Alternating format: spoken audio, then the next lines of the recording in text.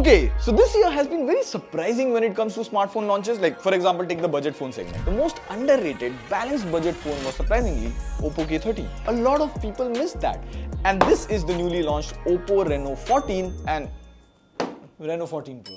Now, the Reno series is mostly known for its camera and it's a slightly premium Oppo phone, and launches in this price point this year I have seen a more like performance phone, camera phone. There's a whole gap for a good overall balanced phone. And I'm seeing the Reno series slowly moving towards that overall balanced phone. Like with the Oppo Reno 14 this year, you get MediaTek Dimensity 8350, a crazy 3.5x telephoto camera with OIS, IP68 plus IP69 rating, etc. And there's also the elder Reno 14 Pro. We'll talk about that as well. But the question is the Reno 14 series worth the price? Or more importantly, how's the camera? Because Reno series is known for camera. I'm excited. Let's test it out. Pratik, TechWiser, let's effing go. Now, inside the box, you get the phone, paperwork, a hard plastic case, SIM ejector tool, a 80-watt fast charger, and a Type A to Type C cable. So yeah, unlike a certain fruit company, you get everything inside the box. Now, before we get into the video, most things being the same, we'll mostly talk about the Reno 14 Pro, and whenever there is a difference, we'll mention the Oppo Reno 14. So you guys have the best clarity. Now, starting off with the design, I've seen the Reno series is now slowly getting more classy and minimal. The Reno 14 Pro looks exactly how a premium phone should. You get a matte glass back, no fingerprints, a sturdy aluminum frame. Now it weighs something around 201 grams, and despite the huge 6200 mAh battery inside, it still feels surprisingly slim at just 7.5 mm. Now the regular Reno 14 also looks kind of similar. You get the same matte glass back, an aluminum frame. It's slightly slimmer than the 14 Pro at 7.2 mm and also lighter at 187 gram, and this is called forest green color.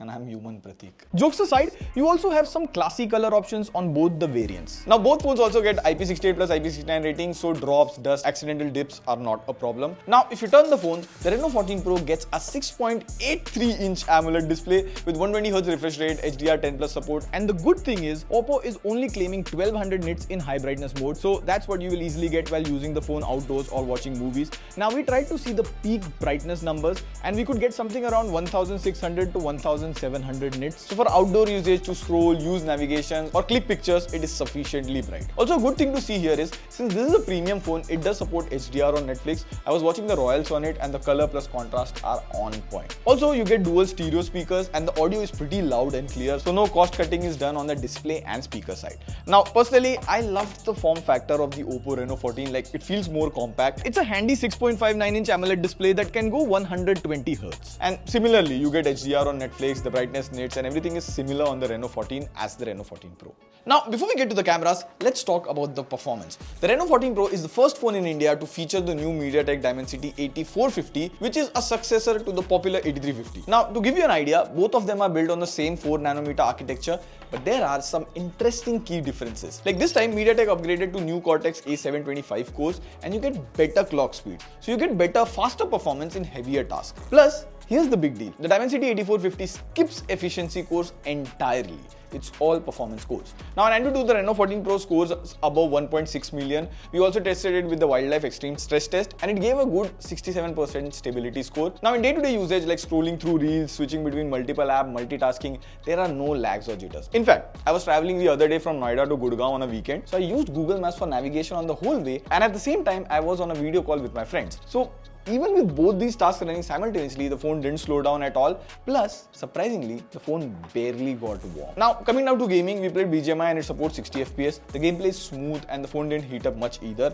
Now, since this is a new processor, the BGMI 90 FPS support might arrive in the future, but the chipset is capable of that. And Oppo is promising that 90 FPS support will be coming soon. Now, we also played COD Mobile on this, and it has the support for 120 frames per second at medium graphics. And again, the gameplay was smooth and there weren't any major lags or frame drops in between. Now, apart from that, you also get some handy gaming features like bypass charging, voice changer, 4D vibration, and more of that. You also get this game capture that lets you quickly record a 15-second video or take a 3-second live screenshot. Now, meanwhile, the Reno 14 runs on Dimensity 8350 with 8GB RAM and 250GB UFS 3.1 storage in the base variant. It scores around 1.38 million on Antutu. So if your usage is a mix of multitasking, social media, and a bit of gaming, this phone can easily keep up without breaking a sweat. Now, moving on to the software, both Reno 14 and 14 Pro runs ColorOS 15 based on Android 15. The UI here is quite polished. Like, unlike other UIs, there are a lot of different features in ColorOS. Like, for example, there is this O+ Connect, so you can share files wirelessly to iPhones from Android.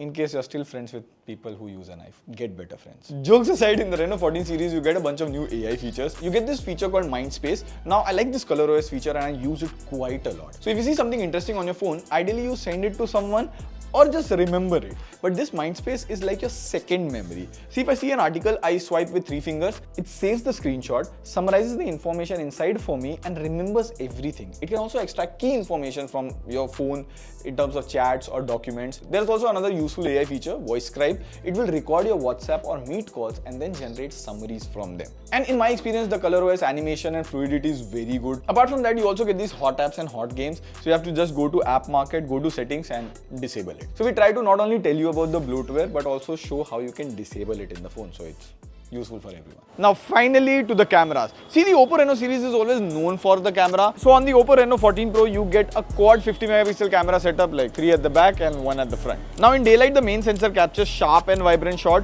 The skin tone looks natural and the dynamic range is pretty good. Even the ultra wide angle shots are pretty good. There isn't much of a color shift from the main camera. Same, the HDR is quite good. Now there's an extra 3.5x telephoto camera with OIS and the zoom shots come out pretty sharp with very little noise. Even portraits using the telephoto lens have great separation and background blur, and you can also use the telephoto lens to click some pretty good macro shots. Like, that's sick. Now another thing is you can shoot 4K 60 FPS videos in HDR on all the 3 lenses.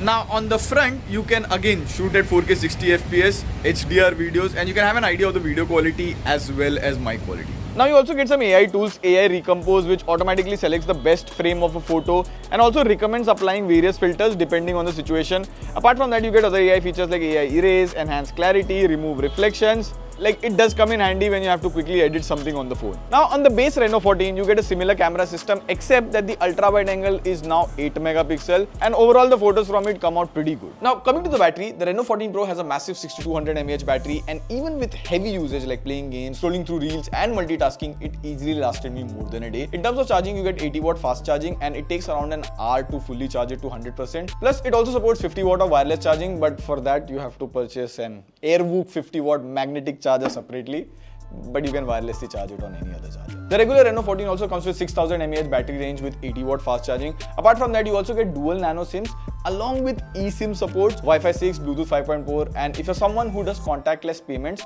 there's NFC on the Reno 14 Pro. You don't get NFC on the Reno 14.